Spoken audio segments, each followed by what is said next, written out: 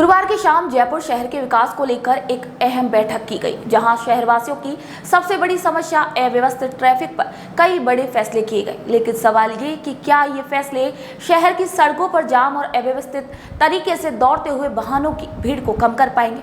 नमस्कार, मैं निशा शर्मा और आप सभी का स्वागत करती हूँ गोल्डन इन पर। गुरुवार की शाम को जयपुर के ट्रैफिक कंट्रोल बोर्ड यानी कि टीसीबी की बैठक में कई प्रस्तावों पर चर्चा हुई, जिनमें सबसे प्रमुख था लो फ्लोर बसों के नए रूट्स को मंजूरी देना। लो फ्लोर बसों के नए मार्गों पर चलने की योजना को मंजूरी दे दी गई है, लेकिन सवाल ये उठता है कि क्या इन नए रूट से ट्रैफिक का भार कम होगा या फिर ये बसें सिर्फ और सिर्फ शहर की भीड़ में फंसकर रह जाएंगे।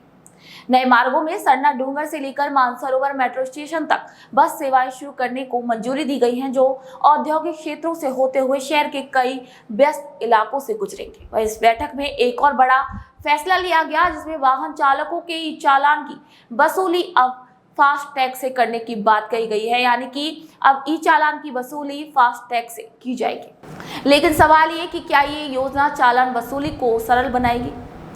वही फास्टैग के जरिए वसूली करने का निर्णय ट्रैफिक नियमों के सख्त पालन की दिशा में एक बड़ा कदम माना जा रहा है, लेकिन इसके प्रभाव का अंदाजा हम सभी को तभी लगेगा जब इसे अमल में लाया जाएगा। इस बैठक में ट्रैफिक सिग्नल लगाने की योजना पर भी चर्चा की गई। जयपुर के कई इलाकों में नए ट्रैफिक सिग्नल लगाने की भी योजना बनाई गई है। मानसरोवर के सिटी पार्क और इंदिरा गांधी नगर से लेकर कई प्रमुख स्थानों पर सिग्नल लगाने को भी मंजूरी दी गई है, लेकिन ट्रैफिक की मौजूदा समस्या का समाधान सिर्फ सिग्नल लगाने से नहीं होगा। इसके लिए ट्रैफिक नियमों के सख्त पालन की भी जरूरत है। इसके अलावा शहर को 6 जोनों में बांटते हुए ई रिक्शा के लिए भी नया कलर कोड सिस्टम लागू कर दिया गया है, जिससे ई रिक्शा का अव्यवस्थित संचालन भी रोका जा सके। लेकिन सभी में ये सवाल उठता है कि क्या ये कलर कोड सिस्टम ट्रैफिक को नियंत्रित करने में सफल होगा।